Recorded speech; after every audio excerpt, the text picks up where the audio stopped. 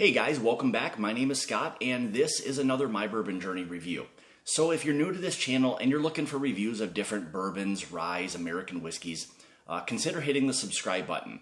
Also hit the bell notification. That's going to alert you to when I'm doing new live streams, uploads, things along those lines. So today I'm going to be doing a review of a relatively local product. I'm in the state of Wisconsin. This is out of Baraboo, Wisconsin. This is from the Driftless Glen distillery. I'm going to be doing from left to right the bourbon and rye review. So just a little bit of information on these. Both going to be bottled at 96 proof or 48% ABV. The bourbon is approximately, this batch, which is batch 9, is right around that, I believe they said 3-year mark.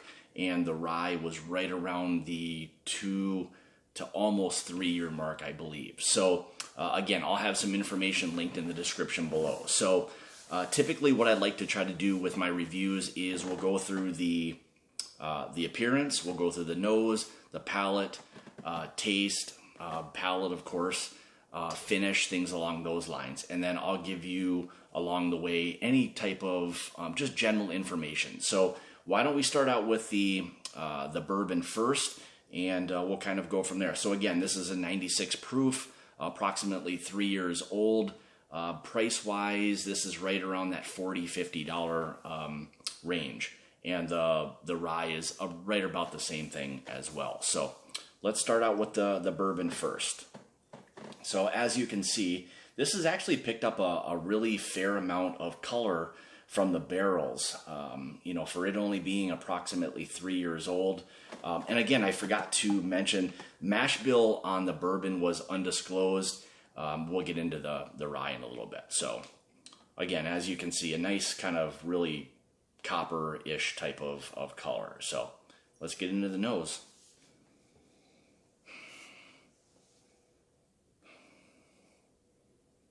So yeah, the first thing I'm kind of picking up is a big hit of butterscotch, followed by a little bit of honey. There's a little bit of kind of earthiness to it as well. I guess I kind of describe that as, I don't want to say necessarily like a grassy note, but it just kind of has that like sweet, earthy type of note to it as well. A little bit of nuttiness there as well. So a really nice nose, not overly sweet, fairly approachable. Corn's kind of coming through a little bit. Yeah, really nice kind of easy nose. So let's give this a try. Cheers.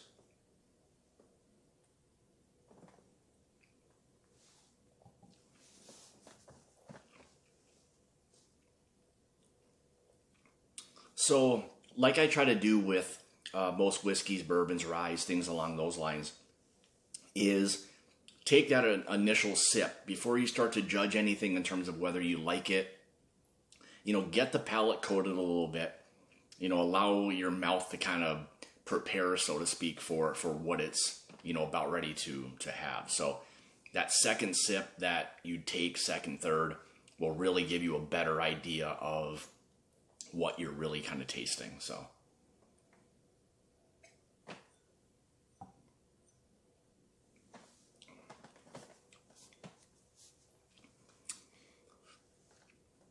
So with the first initial kind of sip taste, my impression is you get hit with a fair amount of butterscotch up front. A little bit of that nuttiness is kind of coming through. A little bit of kind of a leather or tobacco type of note to that as well.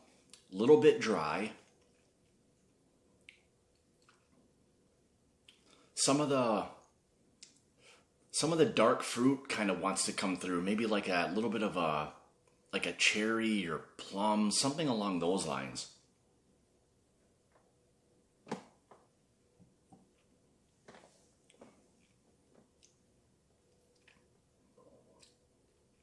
A little bit of sweetness kind of up front. Again, like I said before, you get that hit with that butterscotch right away.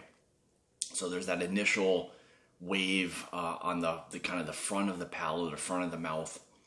of the sweetness. That starts to kind of get to the mid palate, where it starts to get into more of the leathery tobacco, kind of dark fruit type of notes. Finish on this is probably, like I said before, a little bit on the drier side. You know, medium. Leaves you again with that dryness. So usually with the dryness comes some of the leathery kind of tobacco type of notes, which it's left with. However, there is a little bit of the kind of the corn sweetness as well. So that's kind of interesting. Really nice kind of finish to it.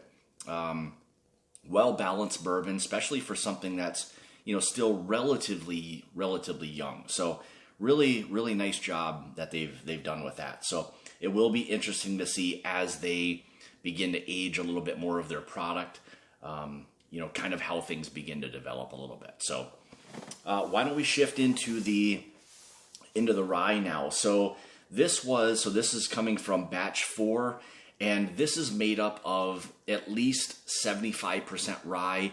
The remaining 25% was believed to be a corn and malted barley mixture. So I don't know exactly what the remaining 25% was, but I believe that was the malted barley and corn. So again, approximately 3 years old. So we'll get into the rye. So we'll see. So as you can see, this has a very similar type of color to what the bourbon was, and really nice kind of copper note. So let's see what we've got nose-wise. Yeah, so the first thing you're kind of hit with is that dill right away, followed quickly by kind of a nice, fresh, like spearmint type of note. And a bit of I guess I'm going to describe it as like a candy corn. There's this candy sweetness that's kind of coming through. But yeah, real nice, like kind of of course the rye is there, real nice kind of sweet rye type of note to it. Yeah, really nice kind of, spearminty nose to that. So let's give this a try. Cheers.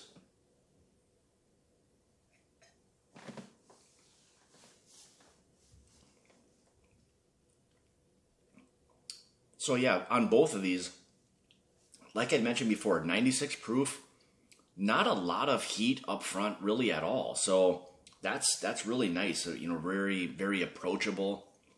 Not, like I said before, not much heat. But I'd like to get that second sip just to, like I did the bourbon, we'll kind of, get this thing, get the palate coated a little bit.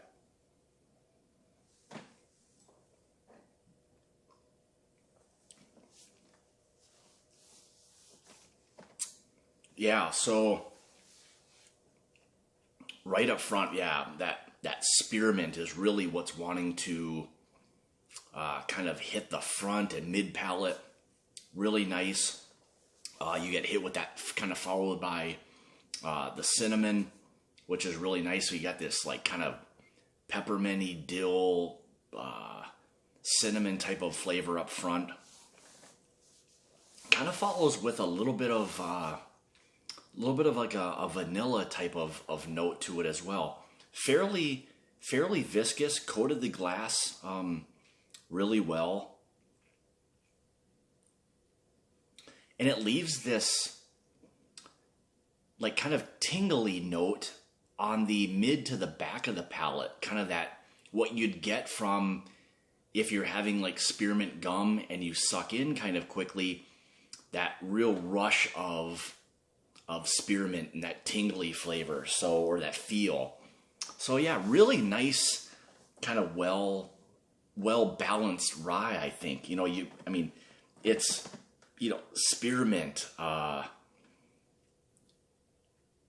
that dill, the cinnamon, really nice balanced rye. Really like the overall flavor of that.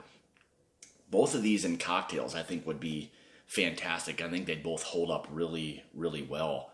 But yeah, both fantastic local products, and yeah, I think they've done a really good job. So I think as these begin to get even some more age to them, and they release product that is, aging a little bit more, I'll be real interested to kind of see how those things develop. But right now, they've done a really, really nice job. So fortunately, when I was up there a couple weeks ago, I was able to talk with Max and Nate, who are the head distillers there, and got some information from them, and they're doing a really, really nice job, I've got to say. So again, fantastic product. So with that being said, leave me a thumbs up, leave some comments. I love to interact. Again, I'll have some links in the description below. If there's any contributions you want to make to the channel, feel free to do so. I'll have the Patreon and the PayPal links there. Again, I'll have links to the description for their products, the rye and the bourbon. So yeah, so like I try to say at the end of each video, this is always about the journey and not the destination. So on that note, cheers.